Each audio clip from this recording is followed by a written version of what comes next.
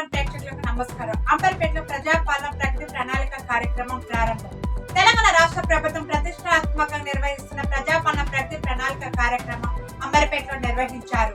ఈ కార్యక్రమాన్ని రాష్ట్ర ప్రభుత్వ బీసీ వెల్ఫేర్ సలహాదారుడు వి హనుమంతరావు, ఎమ్మెల్సీ బల్మూరి వెంకట్, ఖైరతాబాద్ జిల్లా కాంగ్రెస్ కమిటీ అధ్యక్షులు మోతా రోహిత్ ముదిరాజ్, అలాగే ఖైరతాబాద్ జిల్లా మహిళా కాంగ్రెస్ అధ్యక్షురాలు శ్రీమతి సంబుల ఉషశ్రీ శ్రీకాంత్ గౌడ్ పాల్గొని ప్రారంభించారు. ఈ సందర్భంగా వి హనుమంతరావు మాట్లాడుతూ ప్రజాపాలన ప్రగతి ప్రణాళిక కార్యక్రమాన్ని 99 రోజుల పాటు ప్రజల్లోకి తీసుకెళ్లడం ముఖ్య ఉద్దేశమని తెలిపారు. కాంగ్రెస్ ప్రభుత్వం గత 2 ఏళ్లుగా చేపట్టిన అభివృద్ధి పనులను ప్రజలకు వివరించడం, అలాగే ప్రజా సమస్యలను గుర్తించి పరిష్కరించడం ఈ కార్యక్రమం లక్ష్యమని చెప్పారు. అంబర్పేట నియోజకవర్గంలో ఈ కార్యక్రమాన్ని సమర్థవంతంగా అమలు చేయడానికి అధికారులతో ప్రత్యేక సమావేశం ఏర్పాటు చేసినట్లు ఆయన వెల్లడించారు. అంబర్పేట నియోజకవర్గంలో ప్రజాపాలన ప్రగతి ప్రణాళిక అనే కార్యక్రమాన్ని నిర్వహించడం జరిగింది. ఈ కార్యక్రమంలో రాష్ట్ర ప్రభుత్వ సలహాదారులు వి హనుమంతరావు గారు, ఎమ్మెల్సీ బల్మూర్ గారు, అదేవిధంగా ఇతర నాయకులు, మాజీ కార్పొరేటర్లు, ప్రజలందరూ కూడా పాల్గొనడం జరిగింది.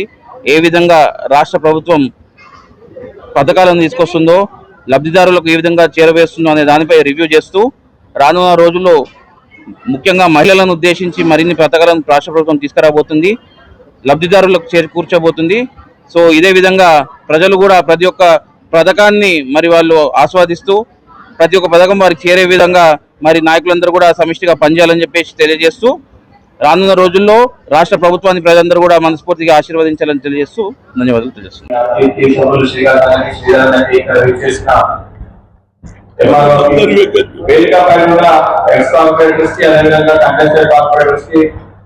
మా సోదరుడు యువకుడు జిల్లా అధ్యక్షుడు మోతా రోహిత్, అదేవిధంగా ఇక విచ్చేసిన అంబర్పేట నియోజకవర్గానికి చెందిన అక్కా చెల్లెలకి, తల్లులకి అందరూ కూడా పేరు పేరున నమస్కారం తెలియజేస్తున్నాను. प्रोग्राम करेगा जिसमें क्या डाल रहे, क्या फोटो डाल रहे, चेक कर लो। तेलंगाना तल्ली का फोटो क्या है, तेलंगाना तल्ली स्टैच्यू क्या है, चेक कर लेंगे, फिर करो। प्रोग्राम పెట్టినప్పుడు చాలా క్లియర్ గా చెప్తాము. ఆశా గారు ఎంఆర్ఓ సంబంధించిన డిపార్ట్మెంట్స్ కి ప్రోగ్రామ్ ఆర్గనైజ్ చేస్తున్నప్పుడు చాలా క్లియర్ గా ఇంతకుముందు పెద్ద హనుమంతరావు గారు చెప్తున్నాం. కంపల్సరీగా ప్రయర్ 4 days ప్రయర్ ఇన్ఫర్మేషన్ కంపల్సరీగా అందరికీ తెలిసే విధంగా సార్ ఇప్పటివరకు కొద్దిగా మీకు కూడా అలవాటు కావాలి, ఇబ్బంది పడుతుందని చెప్పి నేను కూడా కొన్ని ఇష్యూస్ లో ఇప్పటివరకు ఇన్వాల్వ్ కాలేదు. దయచేసి చాలా స్పష్టంగా చెప్తున్నాము. ప్రతి ప్రోగ్రామ్ ఎందుకంటే మనం ఈ రోజు ప్రజాపాలన ప్రగతి ప్రణాళిక ఉద్దేశం లేదు, సరైన సమయానికి సమస్యలు పరిష్కరించి ప్రజలకు ఇబ్బంది పడకుండా చూడాలని చెప్పాం. ఆ కార్యక్రమంలో ప్రజలకు ఇబ్బంది పడే విధంగా ఒక కార్యక్రమం నిర్ణయం తీసుకుంటే అందరినీ రమ్మని చెప్పి పిలిస్తే వాళ్ళకు కూడా ఇబ్బంది అవుతుంది. సో మన మోటివ్ ఆఫ్ ద ప్రోగ్రామ్ ఇబ్బంది అయ్యే విధంగా కాకుండా చూడాలని చెప్పి ఇది first time last instructions request కూడా కాదు, this is first time last order repeat చేసేది.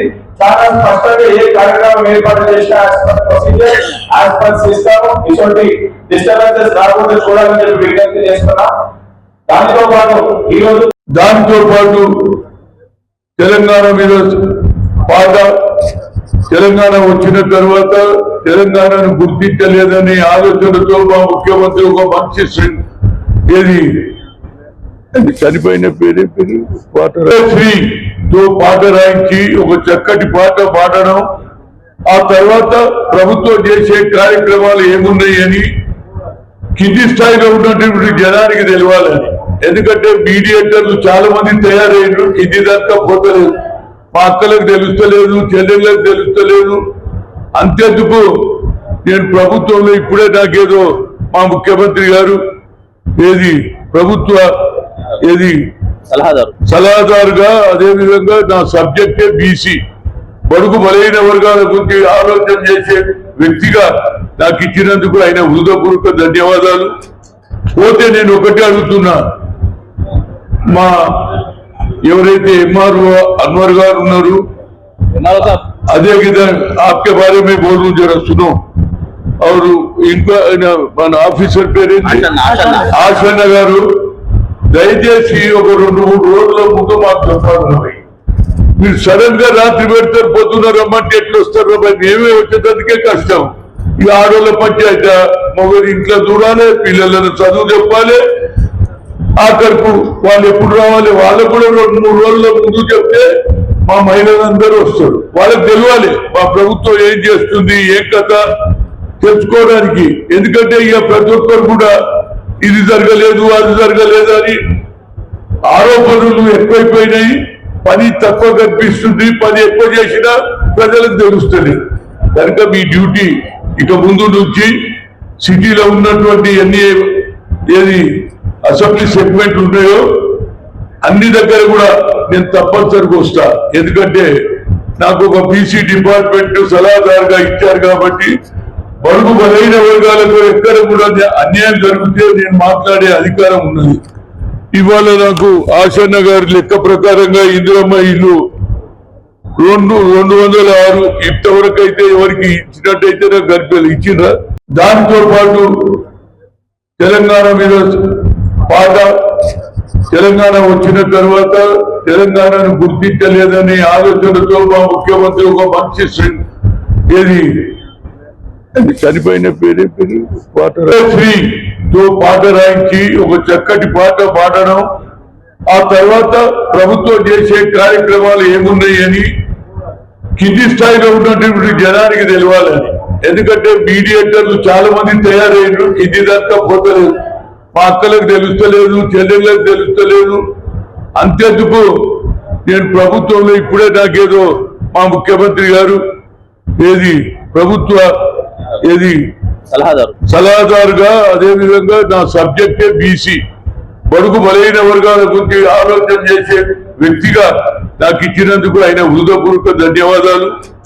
పోతే నేను ఒకటి అడుగుతున్నా, మా ఎవరైతే ఎంఆర్ఓ అన్వర్ గారు ఉన్నారు, అదే విధంగా आपके बारे में बोलूं जरा सुनो.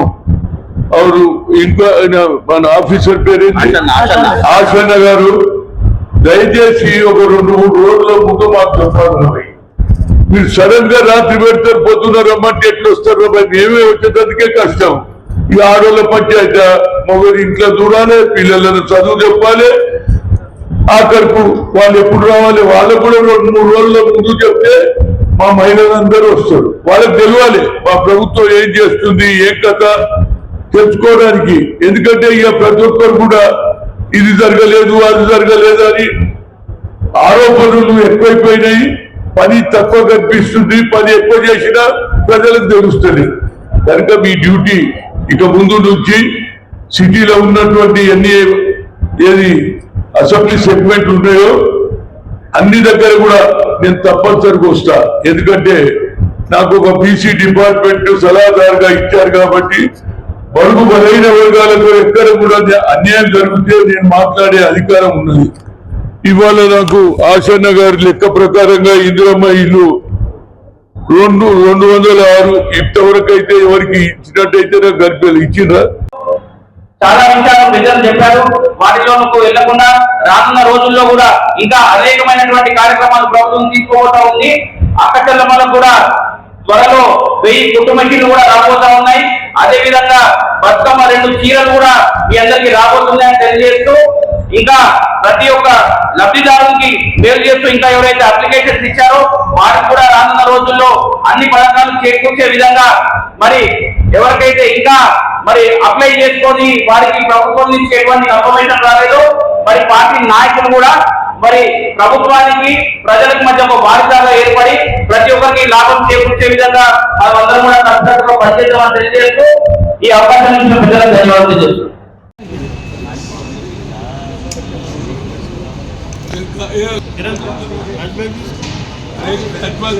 सिगरेट पीने वाले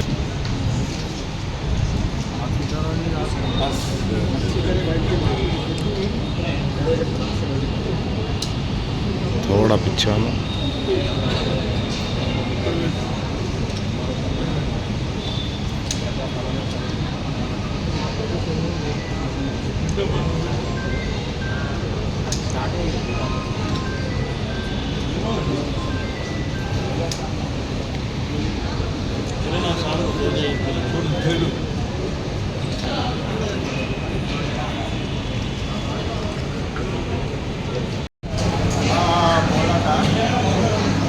దయచేసి అందరూ కూర్చోవలసిందిగా కోరుతా ఉన్నాం.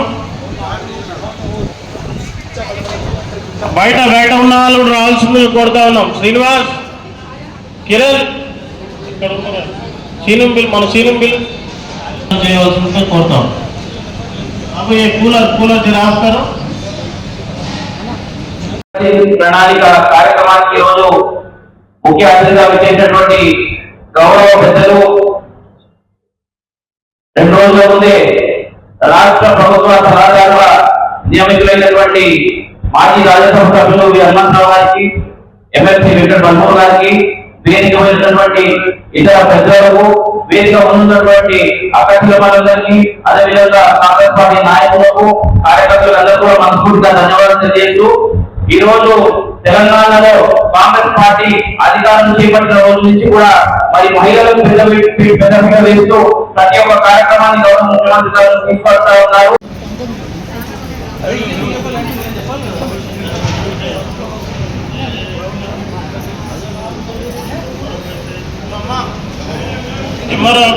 అలాగే గౌరవనీయులు రాష్ట్రాన్ని వర్గీకరించుకున్న వాటి పరిధిలో సేవ, తయారీ, వ్యవసాయ రంగాల్లో ప్రపంచానికి ఆదర్శంగా మనం ఎదగాలి.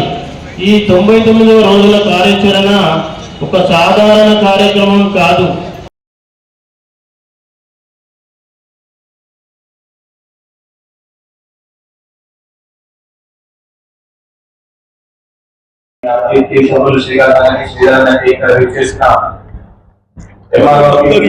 వేదిక పైన ఉన్న ఎక్స్ కార్పొరేటర్స్ కి, అదేవిధంగా కంటెస్టెడ్ కార్పొరేటర్స్ కి, ఎంఆర్ఓకి మా సోదరుడు యువకుడు జిల్లా అధ్యక్షుడు హోదాకి, అదేవిధంగా ఇక్కడ విచ్చేసిన అమర్పేట నియోజకవర్గానికి చెందిన అక్కా చెల్లెలకి, తల్లులకి అందరూ కూడా పేరున నమస్కారం తెలియజేస్తున్నాను.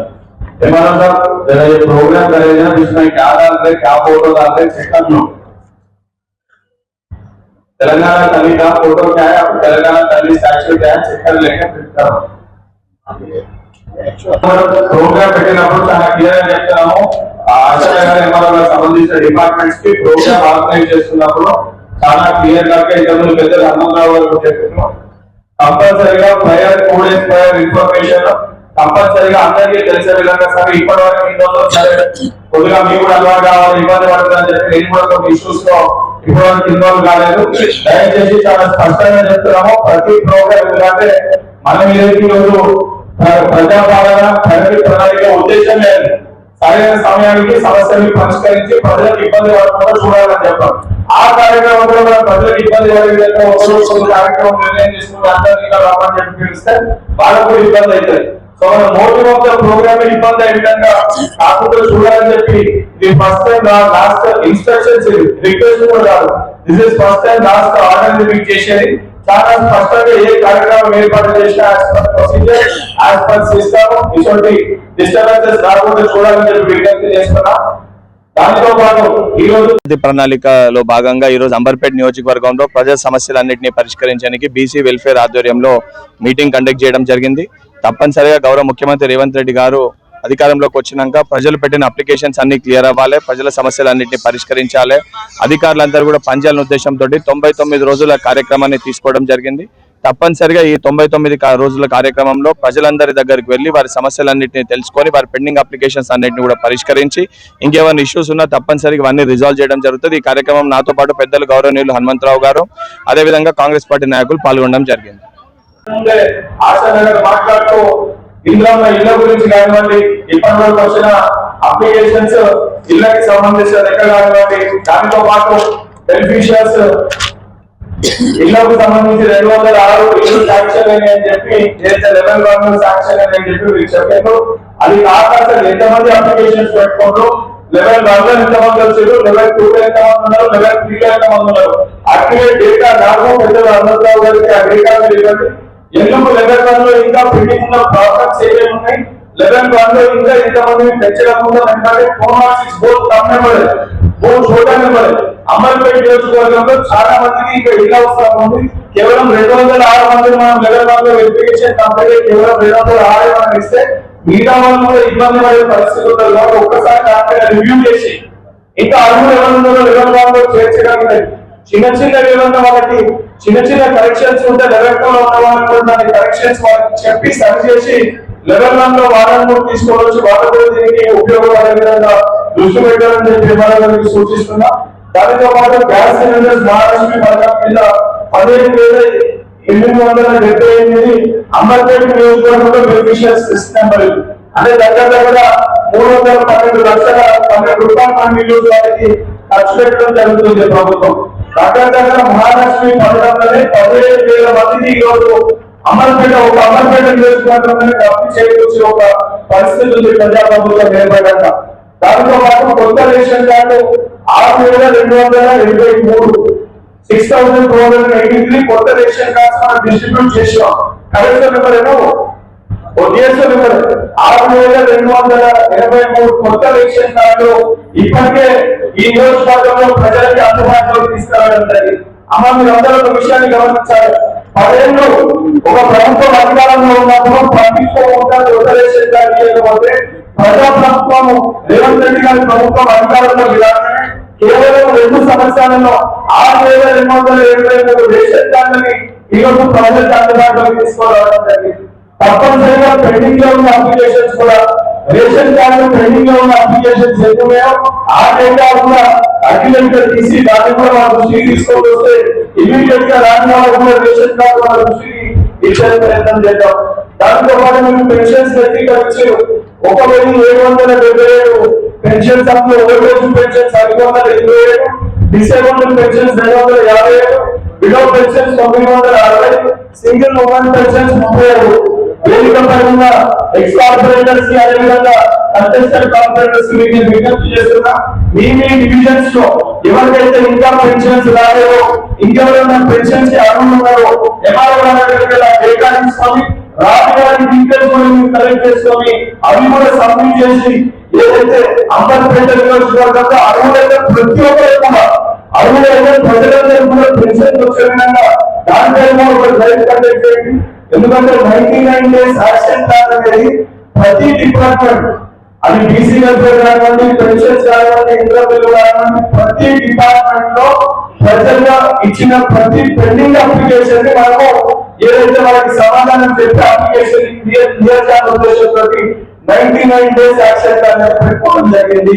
కేవలం ఒక మీటింగ్ పెట్టి మన మీటింగ్ లో వాళ్ళకి సంబంధించి ఎక్స్ప్రెషన్ ఇవ్వడం కాదు, వాళ్ళకున్న ప్రతి ప్రాబ్లం ని ఈ 99 డేస్ లోపల ప్రజలు ఎదుర్కొన్న ప్రతి ఒక్క సమస్యని ప్రతి డివిజన్ లో, ప్రతి వార్డులో, ప్రతి ఇంటింటికి వెళ్ళి వాళ్ళ సమస్యని 99 రోజుల లోపల ఈ సమస్యలన్నింటినీ పరిష్కరించాలన్న ఉద్దేశంతో, పెద్ద ఉద్దేశంతో గౌరవ ముఖ్యమంత్రి గారు అధికారులే ప్రజల దగ్గరికి వెళ్ళాలి, ప్రజాప్రతినిధులే ప్రజల దగ్గరికి వెళ్ళాలి, ప్రజల సమస్యలు పెండింగ్ అప్లికేషన్స్ ఏమైనా అవన్నీ తెలుసుకొని ఈ 99 రోజుల లోపల 99 డేస్ లోపల ఈ సమస్యలన్నింటినీ కూడా పరిష్కరించి 99 డేస్ తర్వాత నియోజకవర్గ వార్త యాజ్ పర్ కాన్స్టిట్యున్సీ వైజ్ ఎన్ని ఇష్యూస్ ని మనం రిజాల్వ్ చేసినాము, ఎన్ని సమస్యలు మనం 99 రోజులలో పరిష్కరించినాము, ఆ డేటా అన్నింటినీ కూడా మనము క్రోడీకరించి దాన్ని సబ్మిట్ చేసి దాని తర్వాత మీటింగ్ కండక్ట్ చేసి 99 రోజుల ఈ యొక్క ప్రజాపాలన ప్రగతి ప్రణాళికలో ఇన్ని సమస్యలను మనం పరిష్కరించాలని గర్వంగా చెప్పుకునే విధంగా మనం ఈ సమస్యని పరిష్కరించాలని చెప్పి ఇక్కడ అధికారులను సూచిస్తున్నారు. అమ్మ మీరందరూ కూడా ఒక విషయాన్ని గమనించాలి. గౌరవ రేవంత్ రెడ్డి గారు ముఖ్యమంత్రి అయినాక ఈరోజు మహిళలకు పెద్దపీట వేసే విధంగా మహిళల ఉచిత బస్సు కానీ, 200 యూనిట్ల ఉచిత కరెంట్ కానీ, 500 రూపాయల గ్యాస్ సిలిండర్ కానీ, మహిళా సంఘాలకు వడ్డీలు ఉన్నారు కానీ, సంఘీయం కానీ చెప్పుకుంటూ పోతే ప్రతి ఒక్క పథకం మహిళలు మహాలక్ష్మి కావాలి, మహిళలు కోటీశ్వరులు కావాలనే సంకల్పంతో ఈరోజు గౌరవ ముఖ్యమంత్రి రేవంత్ రెడ్డి గారు ఈ యొక్క ప్రణాళికతో ముందుకు వెళ్తూ ఏదైతే అత్యధికంగా రేషన్ కార్డు సమస్యలన్నీ కూడా 10 ఏళ్ళకెళ్ళి 10 సంవత్సరాలకి పెండింగ్ ఉన్న సమస్యలు ఇవన్నీ కూడా పరిష్కరించుకున్నాం. నాకు సంపూర్ణ నమ్మకం, విశ్వాసం ఉంది. రాబోయే 2 సంవత్సరాల లోపు అంబర్పేట నియోజకవర్గంలో అర్హులైన పేదవాళ్ళందరికీ కూడా తప్పనిసరిగా ఇంట్లో మరియు గౌరవనీయులు పెద్దలు హనుమంతరావు గారి నియోజకవర్గాన్ని ప్రార్థించబోతున్నారు. వారి యొక్క నాయకత్వంలో ప్రతి ఒక్కరు కూడా అర్హులైన ప్రతి ఒక్కరు కూడా తప్పనిసరిగా ఇంట్లో మరియు కూడా మనం కట్టించుకున్నాము. తప్పనిసరిగా అందరూ కూడా ఇంట్లో ఇల్లు వస్తారు.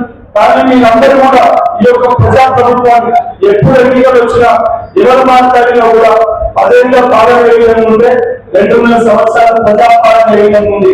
ఈ వాస్తవాలను మీరు చెప్పాలి, ఈ వాస్తవాలను మీరు వివరించాలి.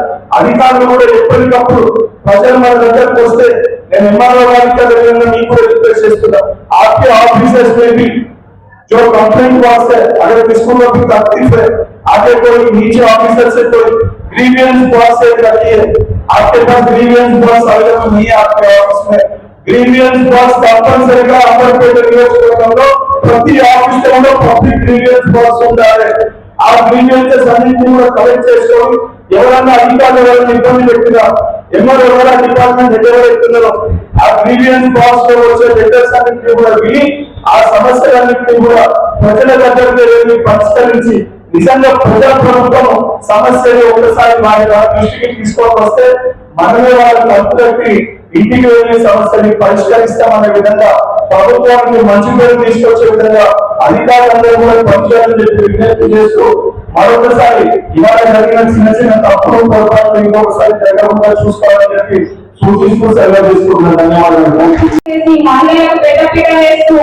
మహాలక్ష్మి పథకం కింద ఉచిత బస్సు ప్రయాణం ఎలాగైతే ఇచ్చారో అలాగే మహిళలని భవిష్యత్తు చేసే దిశగా ఇప్పటి వరకు కూడా ఎన్నో పథకాలను చూస్తూ వాళ్ళని ఆర్థికంగా అభివృద్ధి జరిగే దిశగా నడిపిస్తూ వస్తున్నారు. అందులో భాగంగా ఈరోజు మహిళలు 100% ఓన్లైన్ గా ఎదిగి ఈరోజు వారు ఆర్థికంగా ఎంతో ముందుకు సాగుతున్నారు.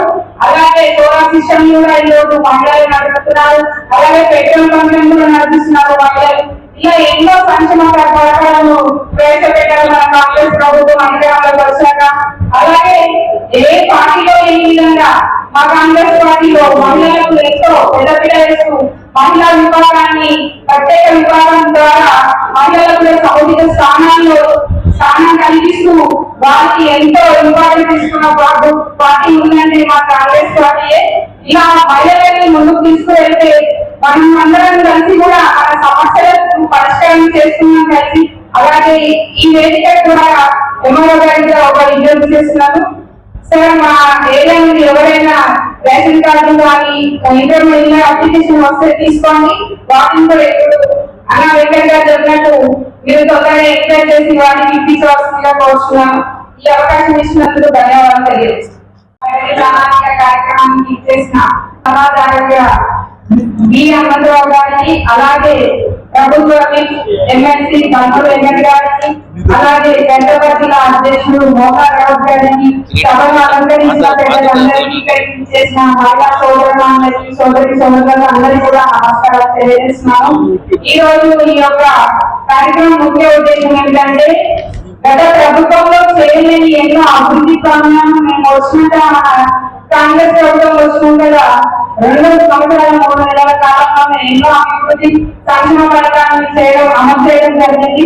ఈ విధంగా ప్రజలకు వారి సమయం పరిష్కరించడమే జరుగుతుంది. కాబట్టి ఉద్దేశంతో ఈ కార్యక్రమం ద్వారా ప్రభుత్వం ఇంతవరకు ఏమేం చేసింది అనే సంక్షేమ పథకాలను ప్రజల వద్దకు తెలియజేస్తూ, అలాగే వారికి ఇంకా ఏమైనా సమస్యలు ఉన్నాయో తెలుసుకుంటూ వాటిని కూడా పరిష్కరించే దిశగా మనము